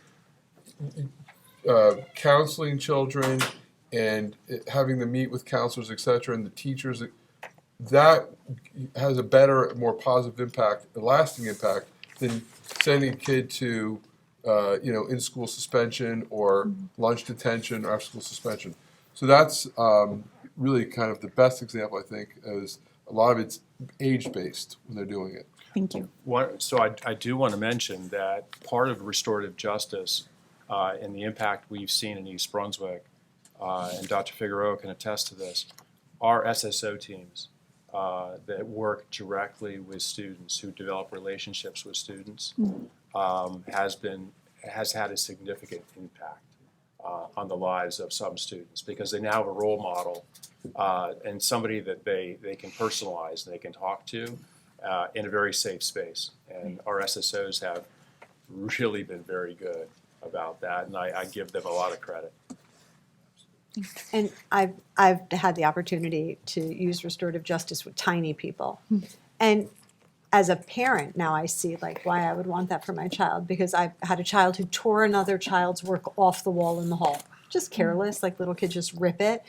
And the child whose work it was distraught. Under the old system, the one who did the tearing wouldn't have gone outside at lunch, which just makes that kid angry. Yeah. And doesn't do anything. But under the restorative justice, there was a meeting with a list of questions to have the child who did the tearing consider what the impact was to other people and how they felt and what his actions caused, and eventually brought in the other child to also, he wanted to apologize on his own and talk about it. It's just a different ending than just you sit on the bench at recess. Yeah, I think it's just important for parents to know that, so that, they know what the approach is. Thank you. I just wanted to point out one thing when I was giving you the overview of the policies. The question was talked about. There was a question on the academic integrity and the cell phone, the use of the electronic devices. So let's talk about use of electronic devices. That's not a mandatory policy. So there's not a law out there that mandates cell phones not being used. There's discussion in the legislature to implement that. And if the legislature implemented it, then that would become a mandatory policy. But right now, this board here has the right to implement this policy to regulate the use of cell phones or electronic devices in schools. And that gives you an example of the difference between mandatory versus one that is optional, which you're passing.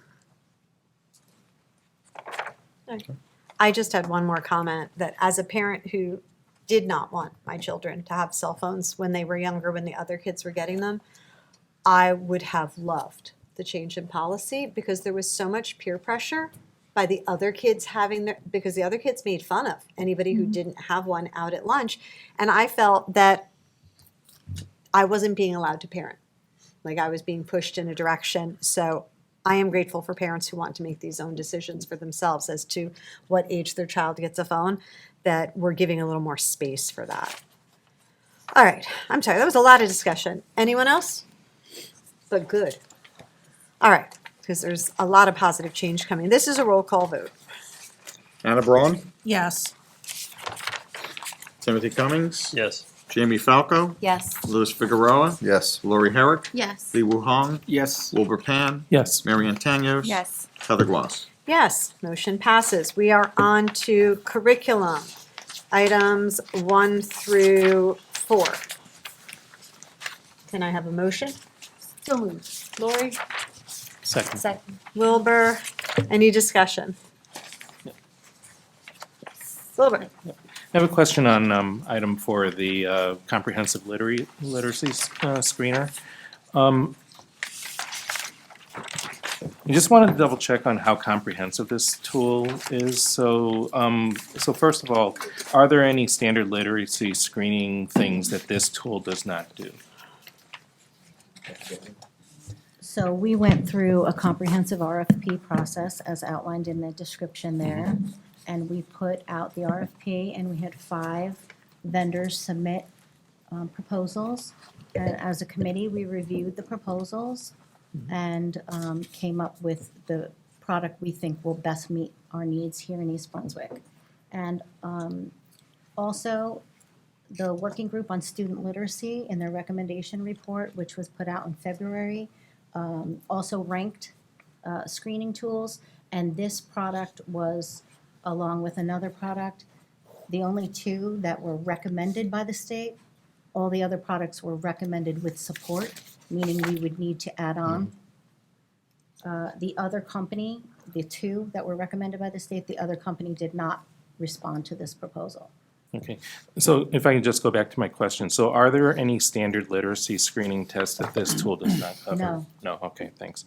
And one last question on this. Does this cover the dyslexia screening? Yes. Yes, okay, thanks. Lori? Same, under number 4 for the literacy screener. Just looking at the group totals or the assessment that you used, it seems that the Amplify one had the least, well, not the least, but one of the least in cost effectiveness. I know it rated high in other categories, but what was used to determine like cost effectiveness? I mean, it was basically the per pupil price, but again, the other products, we would have to supplement with additional pieces, and this one is comprehensive. So it is a little more expensive, but we're getting what we're paying for. Anyone else? Leroy? For the same item, the literacy screening. So will this be started in this September? Yes. Okay, so we already approved the last year, the 25-26 budget. What kind of budgetary impact to our current budget? So first of all, the universal screener in K-3 is mandated now in the state of New Jersey. The state put out a grant, and we applied and received funding through a focus grant to support this project. So we will be implementing K-6 this fall. But the state only provide K-3. We are trying to do K-6. Yes. So which means additional resource is needed for your effort. So to cover the K-4 buildings, we are using funding that's already in our budget to supplement the grant. And then for the Hammersholt students, we're going to be looking at using Title I funds for that building. Okay, thank you. So I just I want the public know that this board and the previous board always try our best, take extra miles to help our students. For this example, state only required K-3 screening twice a year, but this board decided to do K-6 3 times a year. So this, we are doing everything to help our students, but it's the side effect. That means a lot more extra resource needed. Maybe in future, if we don't have any resource, we may scale back to the state mandatory required level. So this just a warning. So we are trying whatever available to help our students. We are willing to do extra, more than the state required. Historically, the board is doing, and we will do it, keep doing this job. Just to clarify, Mr. Hong, I went back and I did check in the budget, and this was specifically budgeted. Okay, thank you. Yes. And also, just to clarify, it's a per student purchase. So how many times you screen the student, the price doesn't change. That's great. I just have a quick question about the same item, number 4. Increasing the amount of time students are doing screeners or tests may have an effect on mental health, specifically with the increases in anxiety and comorbid neurodivergences. Are we going to be looking at the implications of additional screenings and how students respond to this as well? Yeah, that's a good point. So part of the rubric was the length, and this is under 10 minutes per student. Thank you. Anyone else? Okay, this is a voice vote. Sorry, I was looking at the next section. I'm sorry. It's a voice vote. So, all in favor? Aye. Opposed? Abstentions? All right, motion carries. We are on to business and support operations. Items 1 through, on the new budget, it's how many? 20-something? Through 22. Items 1 through 22, remember, if you are traveling, this is the one where there will be abstentions. You just have to abstain on the item that specifically named here. Thank you. Can I have a motion, please, for building and support operations? Motion. Move. All right, Jamie, then Wilbur. It's a race. Discussion? Thank you Okay. for Lawrence Brook PTA for donating $1,930 to be used towards the purchase of an outdoor sensory path. It's going to be fantastic, so thank you to them. I was going to have the same comment because while that's wonderful for the entire community and for all the children, it is so inclusive for our children that are neurodivergent as well. Anyone else? Discussion, Lori? I just wanted to make a comment on the community programs, and again, what a wonderful job they do, planning the schools out programs on days that the schools are closed. Again, it looks like they're doing so many great things this year. I wish I could be a student and go to some of them, but I thank them for their effort. They're just an amazing asset that we have, community programs and helping parents that have to work when school is closed. So I'm especially grateful for that. Thank you. Anyone else? Yeah. Wilbur? I have a few items here. So also would like to thank the Lawrence Brook PTA for their generous donation for the sensory path. With everything else, just getting the kids outside is a great thing. So if I could just work through my list, sorry. For item number 2, the asbestos abatement contract, just for my knowledge, which schools still have asbestos in them? I'm going to guess all of them, but I just wanted to make sure I To understood some that. degree, all except for Memorial, because that's our Mhm, newest yeah. construction. Right. Okay, thanks. But I just want to be clear Yeah. that, this is not, friable asbestos Yeah. hanging from the ceilings, Yeah. that is exposed. They're all in encapsulated situations. Yep, thanks. Number 7 with the laptop contract. I noted that these new laptops are Acers versus Lenovo's that I'm kind of used to students walking around with. Are there any support issues that are anticipated? Theoretically, it's all Windows or whatever, either Chromebooks or Windows, so it should be the same thing, but that doesn't always happen. I'm going to ask our CIO, Mr. Latronica, to answer that question.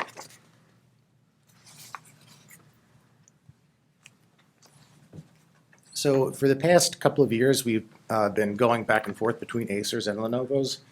So we've used Acers both for student devices and teacher devices, and both companies are pretty comparable as far as support. The technicians that we have are certified to support the devices so we can do warranty repairs when we have the parts in-house.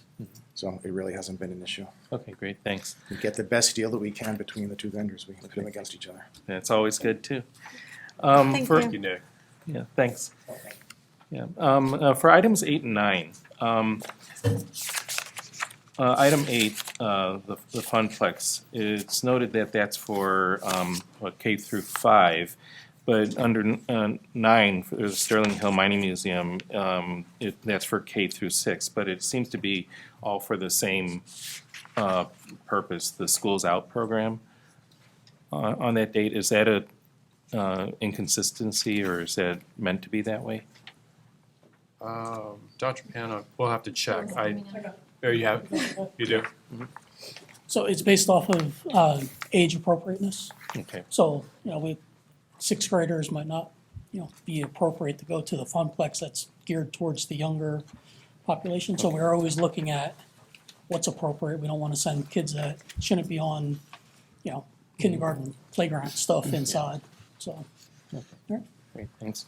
Last thing, this is tangential to item 11, the contract with Homeland Security, but given that school's starting, and I apologize that this isn't a very pleasant topic, but given the state of affairs in our country today, I was wondering if we could just review what happens if ICE shows up at the schools?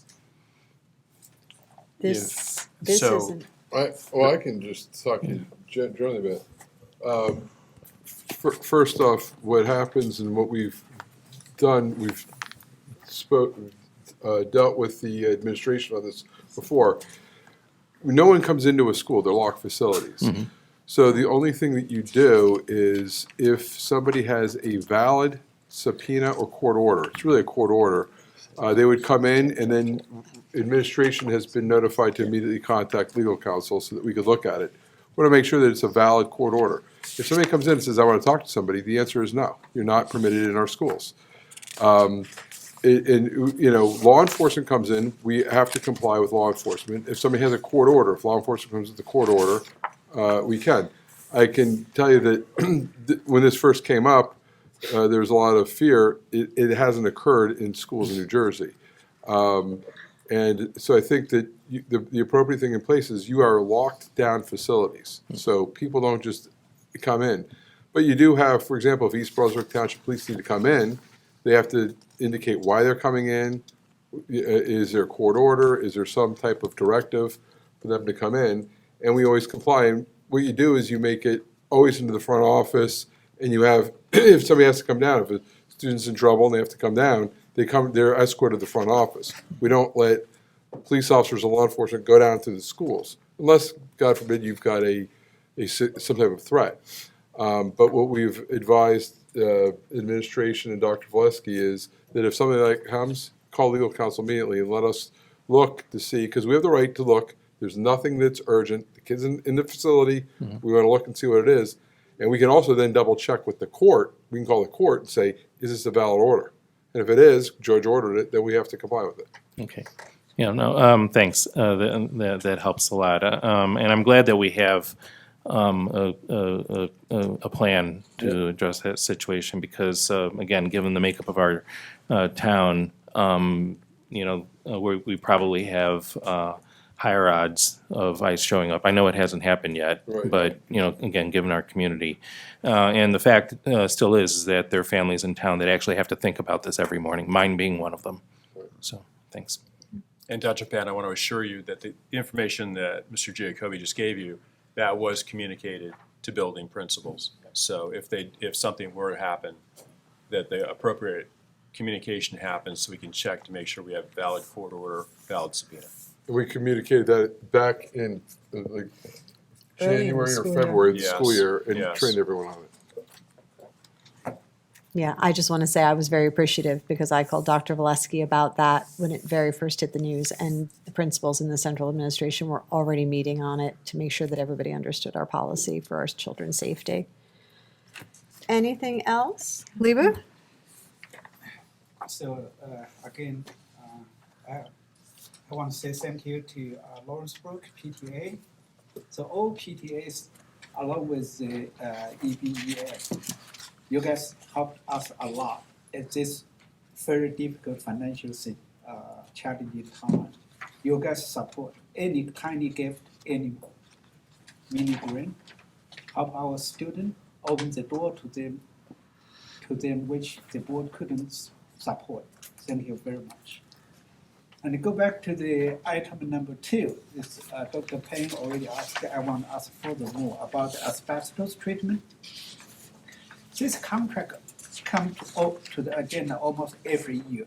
So can we have a summary or survey showing which building has how much asbestos, tile, or anything related? So maybe we should develop a systematic approach to treat, replace those possible hazards. So that is my question or comment.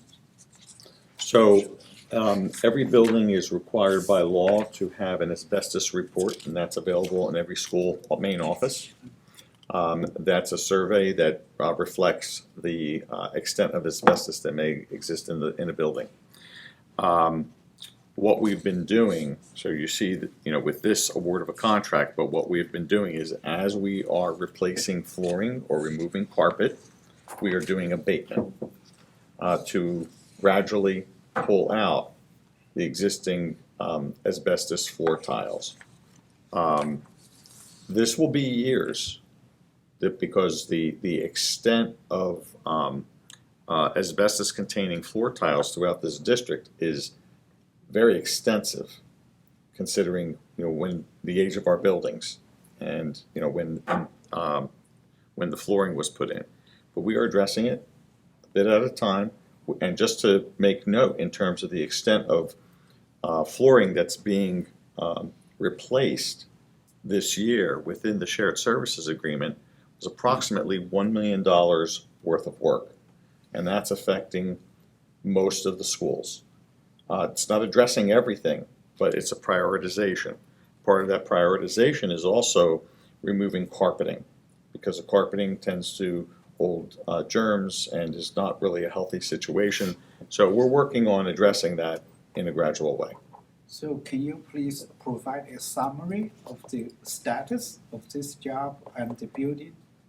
And so report to the board so we know what's going on and what the current status of our building. Additionally, I assume this job only can be done during the school break. No student present while the job is handled. So some of the work could be done in the evenings, and in those cases, the rooms are kept empty, and we'll move classrooms out, but the work would be done in the evening or on breaks or on weekends. Right now, it's being done during the day, but it would also happen on other times. Yes, because those bus can impact our students. They're also very closely monitored. We have our environmental consultant on site monitoring the conditions. Okay, thank you. You're welcome. Thank you. I had a question on item 14, surplus equipment for disposition.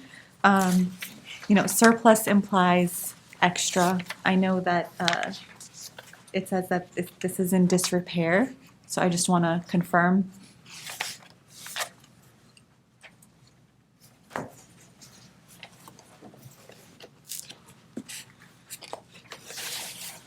Give me a moment while Sure, I look take at your the time. list. And also, is this, Bernie, while you look, is this from like a woodworking class, or was this from our maintenance? Where did this actually, and is it being replaced?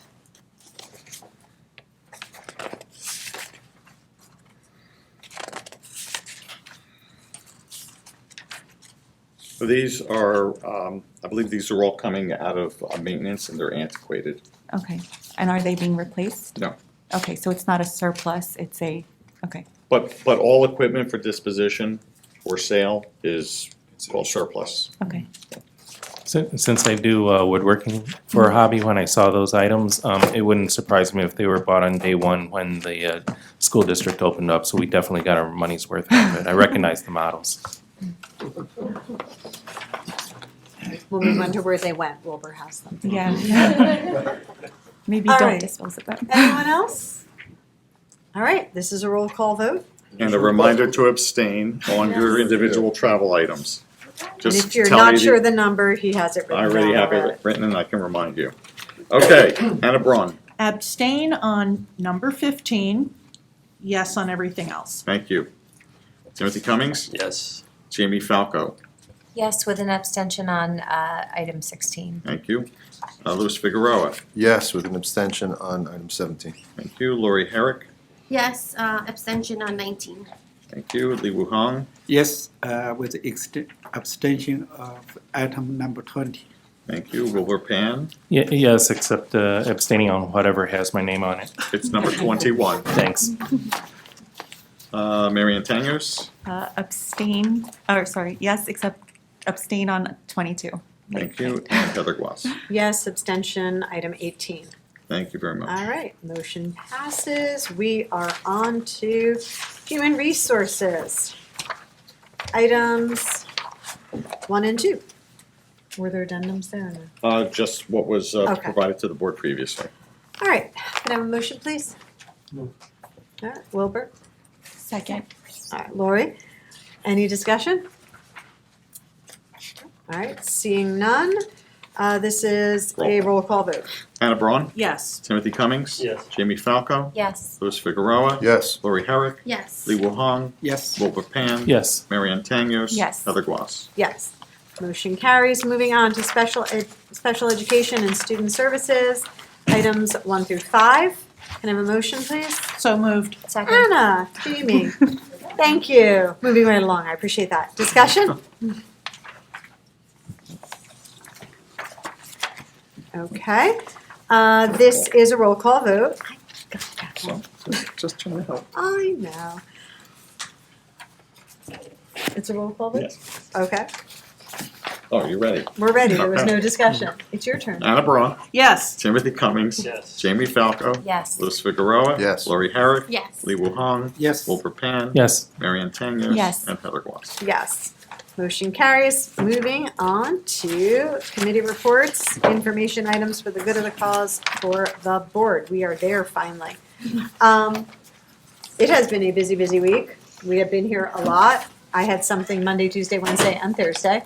It's been a super busy week for me. I did want to say, as a lot happens behind the scenes. So I was very thankful.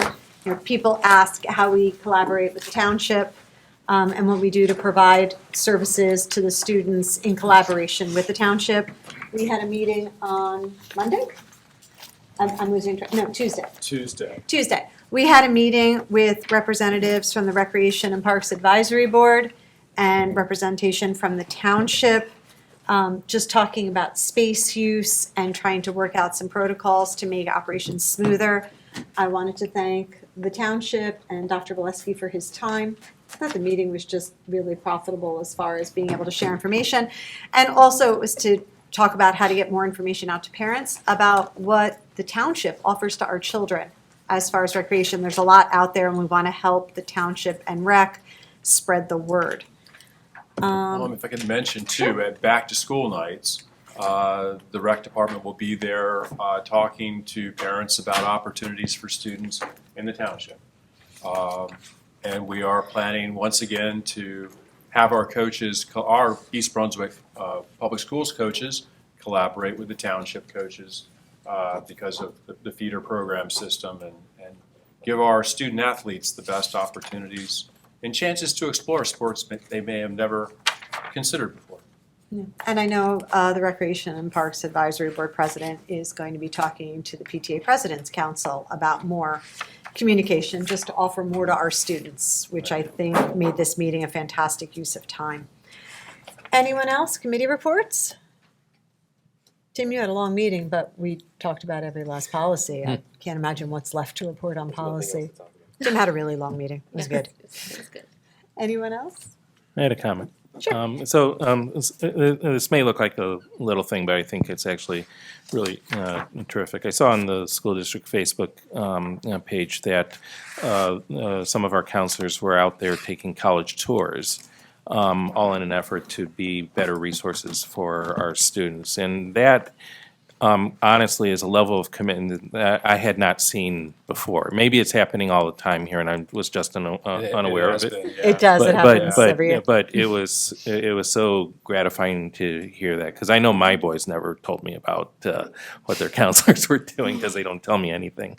I think that's just a great example of what we do for our students. So really appreciated that. We're getting your boys in so much trouble because they come back and they report. They visit different colleges every year, right? They do. Which is interesting because then they come back with fresh information about each school. And I know they came back last year with information about additional things kids could put on their college applications as far as activities. I had no idea that children could put childcare for siblings as an activity, which is fantastic. Anyone else?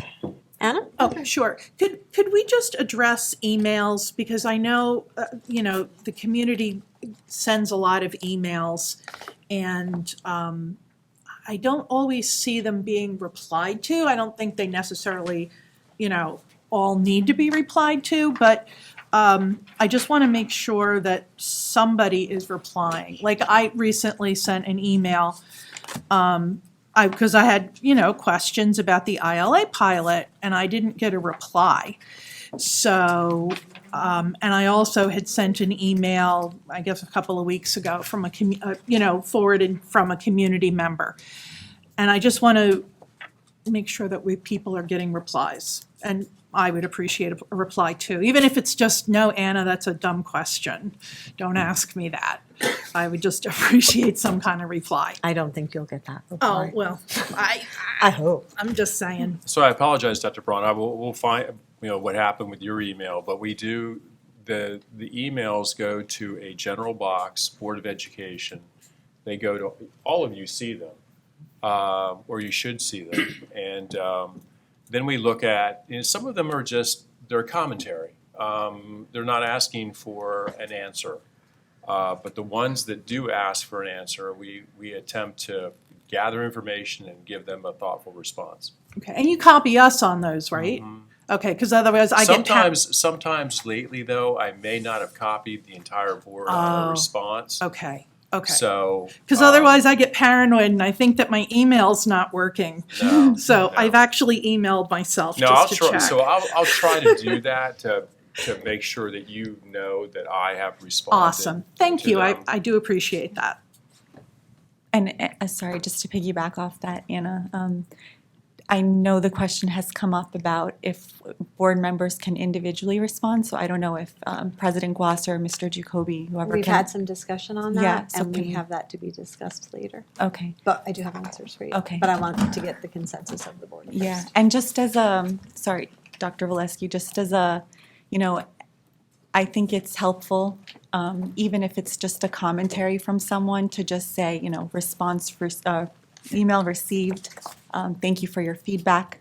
I think it's more helpful than a teleprompted answer that they're getting from the email, so maybe perhaps we can discuss that as well. Yeah, we're always open to whatever this board, I want to reflect your personality in this because that was decided by a former board composition that there would be at least a crafted response to every email, that the email was received, and so whatever this board decides that you want to do, we'll craft it that way. Okay. And when we did that, I spent a lot of time emailing myself to see what would happen. Right. I did it too. I still do. Do you once in a while to see what I happens? look to see if I send it to the board, if the auto response comes up on top, and I'm like, okay, that's what it says. But I do have something. And then we bother Mr. Latronica about it. Go ahead. Sorry, Nick. So, a few months ago, New Jersey school boards had asked for proposals for the upcoming conference in October, and I submitted a proposal entitled, don't laugh, Innovative Solutions, Navigating Funding Cuts with Creative Strategies. And my suggestion was that it would provide the opportunity for districts to share creative solutions and strategies that they have come up with to navigate funding cuts. Well, unfortunately, it was not accepted, but I was informed that there would be similar opportunities this year at the New Jersey School Board's meeting in Atlantic City, and that would also be added to the list in case of cancellations or schedule changes. To add to that, since I am the delegate for New Jersey School Board, from this board to New Jersey School Boards, some of you know that in May I attended the Middlesex County meeting and suggested some ideas about better communication or how to increase communication and work more closely with other boards in our county and possibly throughout the state. So they have continued to follow up with me on my ideas. And if all of you probably have looked at the New Jersey School Board's Connections page, so they are revamping it a little to provide more opportunities for conversations and questions. So you'll probably see some of my questions coming soon, because after the revamp, I said, I definitely have some questions. I've responded to board I saw yours members. about the Oprah. Yes, I saw it. Yes. And then last week at the New Jersey State Board of Education meeting, Kaylin DeRose, who is from East Brunswick and is the student representative, she gave a fantastic report about a leadership event that she attended. And it was really great to see her sitting up there with members of the state board, right? It's pretty amazing to have somebody from East Brunswick up there. And I'm hoping that at some point we can invite her to one of our board meetings to kind of give an update about her experience or how things are going.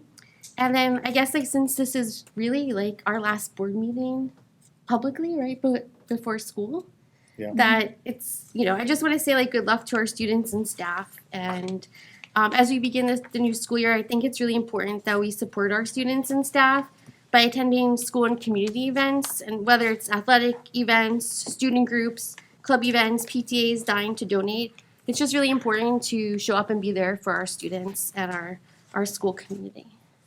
Right. I also wanted to add, in in going to the school board's convention, our particular school board has a very high attendance by our board members compared to some other districts. And I think it's representative of the commitment of the board to learning and professional growth and collaborating with other districts. It's really nice to see. I talk to people on other boards in Middlesex County a lot, and there's some of them have never been. And I push a lot for, it's a really good learning experience for all of us, and it's a good place to gather new ideas and talk. I also wanted to mention, I wanted to thank Dr. Valesky and Randy Gagnon. McMiniman was there? Oh, yeah, for the the production of our back-to-school video. And John McMiniman, I can't ever say it, for the production of the Back to McMiniman. School video. And I really want to thank you for being open to doing it a little differently this year. We are trying to make the video that goes with the Back to School night more condensed to give parents more of an opportunity to spend those times in that classroom with those teachers and really being there to get that excitement and feeling that their child is, in an exciting and safe learning environment where they are valued. So we know parents, when I go, I enjoy the videos, but I want the time with the teachers and the time in the room. So I really appreciate your flexibility on that, your creativity. It was fun. Oh, Cool. it was fun, all right. It was a little Yeah. stressful. Yeah, it was fun. Yeah, I want to thank you for the multiple takes I had to make. And Karen Mandler, too, who was production assistant in the back of the room, pointing, going, no, that wasn't good enough. No, do it over again. So hopefully it's going to turn out all right. I have no idea. I would like to say that the president of the East Brunswick Education Foundation only had to do his part one time. I know. He was on point. We appreciated it. But thank you. Anything else? All right. Can I have a motion to adjourn? Move.